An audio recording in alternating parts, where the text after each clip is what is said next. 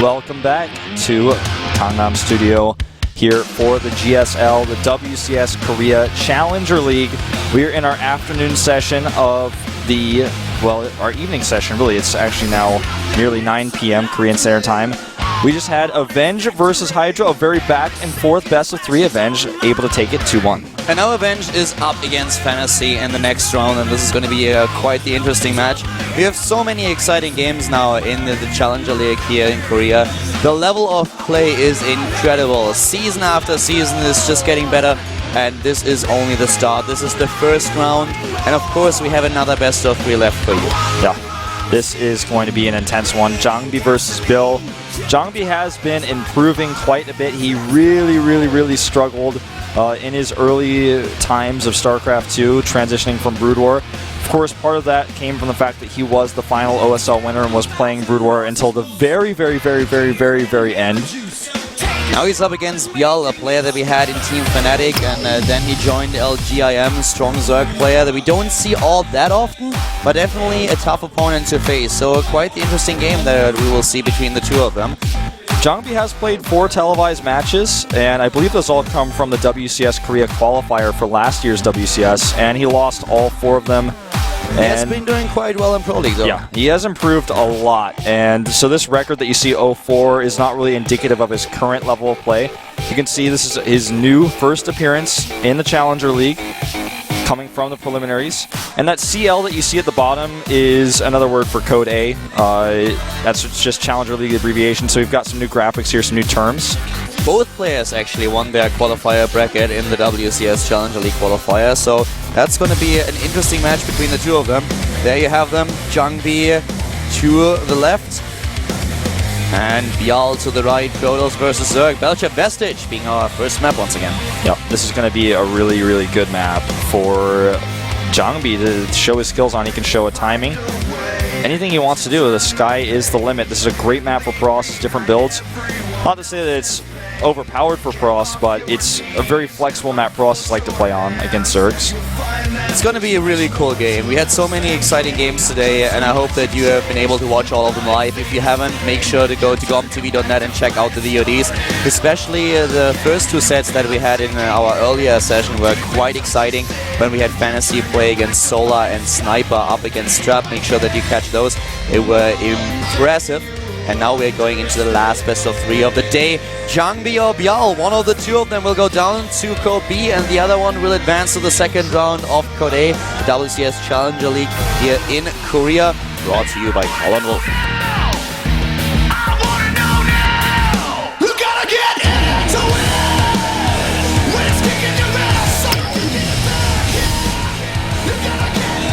The last player to ever win a Brood War OSL Championship starts to the bottom right of the map. This is, of course, 삼성칸 장비. Jangbi. Cool keyboard. Cool keyboard. Jangbi himself, really strong player. He's up against an LGIM player, former Fnatic Zerg. Starting to the top left of Belcher Vestige, we have LGIM ByuL.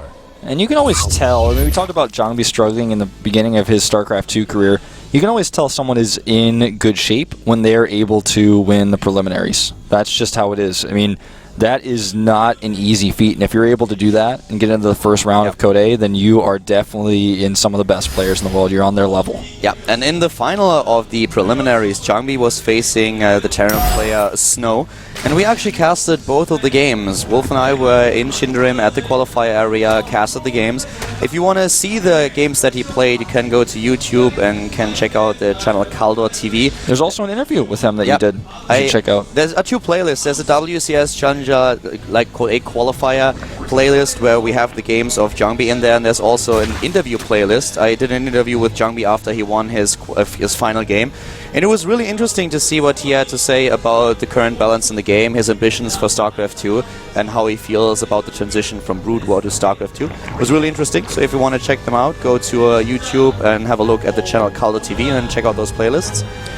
And Nexus first for jangbi here. Yeah, Nexus first for him. And as we talked about his Code A qualifier bracket, let's have a quick look at what ByuL had to pull off in order to be in the first round here. ByuL was defeating a lot of Protoss players, actually. He was successful against the Protoss called Fake in the quarterfinals. In the semifinals, he had to deal with the GPS Fox, who he defeated with a 2-0. Yeah, that Fox player had a double bye as well. Yeah. And so therefore it was probably not the toughest opponent to face. But then in the finals he had to deal with a Terran player called Barracks, who took out Suo Shin and other Zerg players, so that was quite well done. Oh, I didn't know Suo Shin was in the prelims. That's actually pretty cool. Yeah, he was playing, which was really nice. The Barracks is a pretty good Terran player as well, so you can never count him out. You might know Suo Shin under the AKA line that he used for quite some time. But now they are both in the first round of Code A, first round of the WCS Challenger League. So let's see what we are going to see from both of them. Block here by jangbi, doesn't want to let those Zerglings in. And he decided to go into a Forge play, so we won't see the gateway opening that Naniwa has been using to terrorize Zergs and DreamHack. Yeah, I feel like a lot of Korean players haven't figured this strategy out as well as some of the foreign ones. Of course, namely Naniwa. Just yet, so they're not as comfortable. We have seen some gateway play already even today, but it's just much more common to see the Forge. The one reason why it's really so amazing to finally see this gateway play coming into a place is not only because it's now a bit easier to go from one gate in to expand with the Mothership Core if you want to, but the reason behind the build is more that you can now recall with the Mothership Core, so you can execute early aggression and not lose those units. One of the main reasons why Protoss players were a little bit reluctant to move out early on is that as soon as speed kicks in, or as soon as there's a flank coming, it's very difficult to retreat with your units without losing too much and sacrificing a lot. With the Mothership Core, you can use recall, so you can be aggressive, take down the third place of the Zerg player, and then recall back, and you still have a very good defense going on. So that's the thought process behind it, or at least part of it. Yeah, very much true. There's so much flexibility. I love the Mothership Core as a new unit in StarCraft 2, giving players so much more flexibility. You know, Blizzard toyed around with a lot of different ideas from the very beginning of the alpha stages of Heart of the Swarm. It was just that the Nexus was granted some abilities, but now you have this unit that moves and breathes, and you know, the Mothership Core used to be attached to the Nexus, and the developer said, you know, it didn't feel like a new unit in that way. Now it can move on its own and attack on its own. A lot of creativity going into the development of this unit, and its flexibility that grants Protoss players is absolutely amazing. jangbi is now moving to take a third base very early. We were talking about the early third that Avenge was taking in the Best of 3 series that we just finished, but this is even faster. Yeah. In the last series, he waited a little bit until the Mothership Core was out, but this time he's going for super, super fast. And ByuL is actually going to check for this. This is so important because if you don't see this, then it's hard to capitalize on it. You can make several different decisions. He starts to lair right before he sees this. And Scout is, of course, really important. He knows now that it's there, and he has several options of what he can do now. Taking the fourth, maybe a little bit faster than he originally intended to. He can also just decide to go for a lot of aggression and man an attack against the third base, which is very difficult given the position that we have here for the cannon. Great SimCity for jangbi. That's so smart. You know, if he had just left the cannon exposed, the Lings would have been able to take it out and then run away. The cannon will finish now. jangbi with a great defensible position now. And he's taking up quite heavily behind this, getting not only the Twilight Council, but also getting +1, adding more sentries and gateways. This is a very comfortable position for jangbi now. It's a great position for him, and it's really so well executed. And of course, the Mothership Core is one of the main components of this build. Once the Nexus is done at the third, you can use the Photon Overcharge if there is an attack, and that will help you out so much. ByuL making a few Lings here, and he's got that Roach Warren coming down as well. The one thing he's missing, of course, is Ling speed, and so any amount of Lings he wants to attack with are not going to be as scary. Yeah.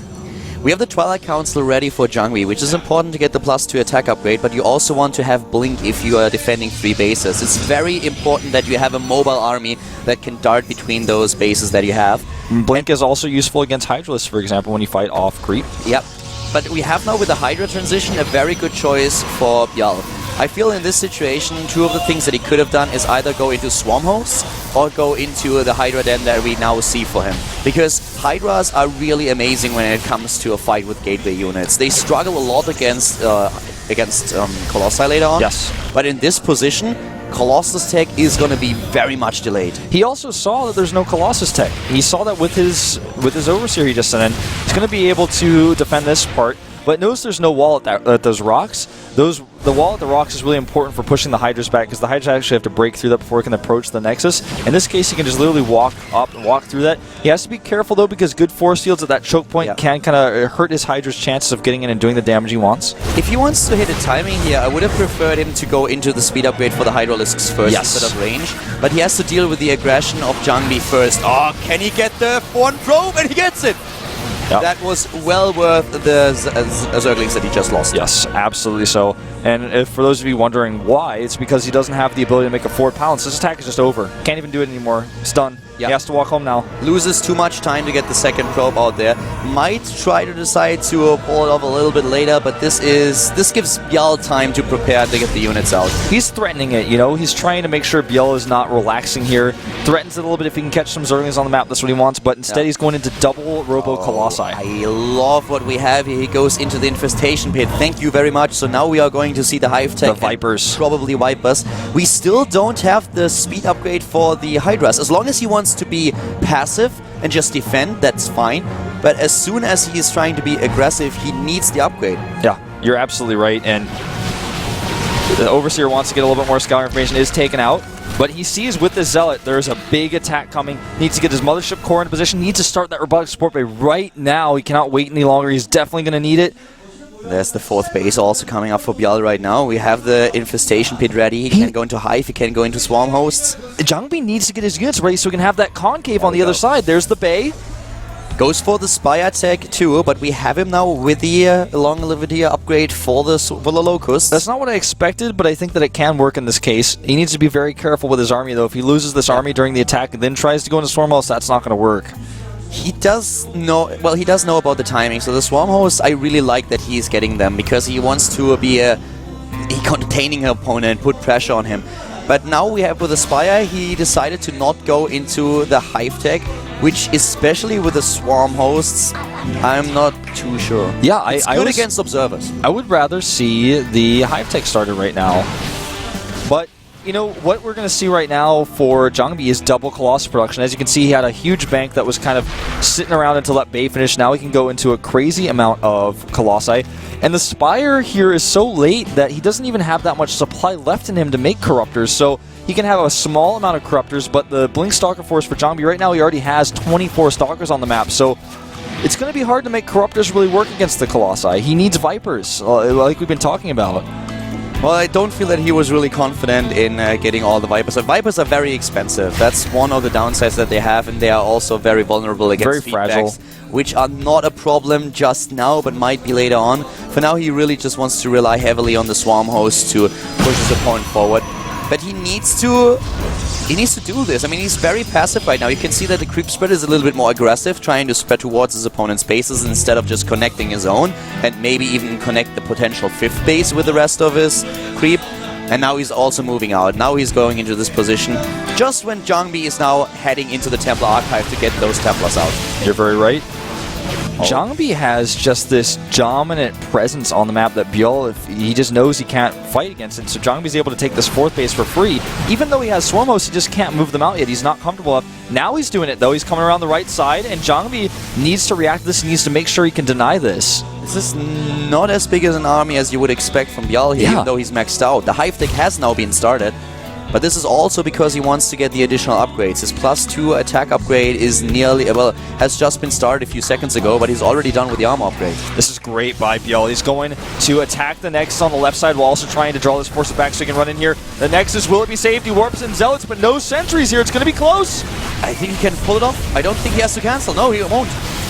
Oh, some good pickups here, though, with the Swarm Hosts. Yeah, the Locusts are doing a decent job here, trying to get close enough to the Colossus to get at least the shields down. +3 is not ready yet for jangbi, but he saves that Nexus. That's so important. Getting Storm and the Stargate now. Storm is going to be really important for him also to deal with the Locusts. If ByuL commits a lot more to the Swarm Hosts, has maybe 12 or even 13, 14, then suddenly it's very important that you have Storm against the Locusts and not only those Colossi. You need area of effect and quite a lot of it.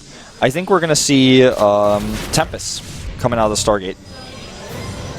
Not yet, but soon. As soon as he starts that Fleet Beacon. This is a very, very careful position that jangbi has to move through. He actually sneaks some Zealots by and is attacking the hatchery. Meanwhile, the Zerg army wants to engage. The Zerg is trying to move in here, but once again, it's true what we said earlier. Vipers would do so well against this. On the other hand, now that the High Templars are coming in, you need to be very careful if you have Vipers in your composition. But a sandwich here. The play with the Swarm Host is not as good as you would want. The position is just not good enough. Oh, he's going to crush his army. The Hydra's misclicking for a second. They were all destroyed instantly there. That is not going to work for ByuL, not at all. He's going to lose too much here. Well, actually, can he pull it off? No. The next wave of Locusts is really annoying. He will get the Immortal, but once it's gone, he can just push forward. He's got even the Templar now. There are too many Colossi, there are too many High Templar. He could have taken out those Swarmers too. Finally, the Vipers come into play. And don't forget the Warp Prism going around the left side. He can use this on the hatchery. What I really like about what ByuL is doing with these hatcheries is he takes one on the left side and one on the right side. It's very difficult with the Swarm Host being there for jangbi to be at both places at once. Jangbi is struggling a bit with his gas, but given what he researched here, going into charge, going into +1 armor, and the into +1 attack, the Tempest, everything that he's doing right now costs him so much gas, so it's kind of understandable that he's very low. Jangbi does not know about the base of the right side of the map, so that's why he hasn't killed it yet. He's really focused on this one instead, and these Zealots will make quick work of it, especially because Charge is about to finish before they even get there. You can hear that swipe noise. He's going to knock this hatchery down. Nothing he can do to save it. He tries, but he will fail. Yeah. With a good focus, there's not going to be a problem at all. Not even the cancel. He thought he could save it, but he can't. The Warp Prism actually causing now the Zealots to be in the main base. Yeah, and all of those queens are endangered. One of them already down. But the Greater Spire is as well. If he warps in another round of Zealots, he could get that. Great storms on the Corruptors and on the Locusts. As you said, he needs a ton of AoE. One lone Corruptor looking for that Warp Prism will find it to the top left. You guys can see that on the minimap. You know what I don't really understand? ByuL plays a very good macro game, but in terms of his unit composition, I don't really understand the big idea behind it. Everything that he does is... It doesn't synergize. It's kind of countered by what jangbi's composition is doing, and jangbi with the additional Stargates will be ready with the Tempest production if Broodlords come into play. So even though ByuL plays a good game with the creep spread, with his bases, with his economy, the composition... It's just not time. These are not timings that really work. Yeah, I mean, you can see the grab goes down here, but he loses much more than he gains. He kills one Colossus, but all of his units are now in red hit points because he got stormed. One thing that's really interesting to notice, jangbi has not really started Tempest. He's only been making Void Rays, so going into Void Rays is obviously going to be pretty good against the Broodlords as well, but you would have expected with the resources he's built up, rather Tempests. I'm a little bit confused what exactly ByuL's plan is here. Now we have the Blinding Clouds, and it was really about time, but it's too late since now Storm is taking over. The Broodlords is going to blink underneath them. He just needs a few more seconds, and he'll jump right in there. And the Broodlords are already countered with all those Void Rays, but he doesn't even need them. He's blinking in with the Stalkers. He takes out all of them, and ByuL is getting slapped in the face. Yeah, I mean, a literal slap here. He has so much larva. He makes 19 Hydralisks, 76 Zerglings, and a lone Roach here. Hydralisks against Storm and 5 Colossi. And with this many Stalkers with Blink and the upgrades he has coming out here, he even has the Void Race at the back with +1 upgrades, getting +1 armor as we speak. Even the shields going down. Jangbi is now dominating this game. He has the map presence. He also has the economy, something that ByuL does not have. He is up a base, and ByuL doesn't even know about the transition into Void Race. He's seen a few, but he doesn't know how many there are. Archon's tanking. Finally the Abducts, and now the Colossi are gone, but this doesn't even matter anymore. Not with all those Stalkers. Yeah, he just has way too much army here, and ByuL has a whole lot of nothing. You know, he's got too many Hydras. You don't want this many Hydras in the late game, not against this composition. Even the Colossi is still alive here. Supply is still close, but now this base is going to die, and then we suddenly have 2 mining bases for ByuL and 4 for jangbi. It's just a numbers game, you know. He pulls the Colossus in and kills it, but jangbi has more and more behind it. It doesn't matter. GG. So, a very interesting game that we saw, and I was really missing a plan for ByuL. ByuL played well. He had good micro, he had good macro, but I missed the strategy. I was really missing a strategy. He had several timings that he kind of missed. He looked a little bit indecisive in what kind of composition he wanted to use. And I don't know. He didn't really commit to one single idea and something that could deal with jangbi. Jangbi played solid, and he always followed a plan. You can see the Hirai finger in here. I don't know what he's trying to describe with his hand right now. I mean, I might miss something here, but that's the impression that No, I got watching ByuL's play. Absolutely. His units didn't synergize very well. You know, he's got a group of swarm hosts, which he needed a little bit more of them for them to be really useful, or he shouldn't have had them at all and should have had Vipers faster. And it's like he was trying to build something, but he wasn't sure what he was trying to build. He was like, it'll just come to me, but it never came to him. He had the chance to go into the swarm hosts right away. There was no need to go for those corruptors this early on. All the resources could have been dedicated to a hive tech. The timing would have worked well. He already had the Hydralisks out, get a few more swarm hosts, trying to put them into a very aggressive position so that the Protoss player is pressured. Jangbi was never really pressured. Yeah. At no point in the game, he built his third base very early. He capitalized on it. He got all those Colossi out before ByuL was hitting any kind of timing. So Jangbi was just uncontested in this game. Such an intelligent Protoss play that we saw there, and we'll see what he's got planned for game number 2. Maybe the final game of the night on Daybreak. We're heading into the match right now here at the WCS Challenger League Korea, aka Kode. Let's find out if Jangbi can go for a 2-0 or if ByuL takes it to a third map here at the GSL with Colin Wolf.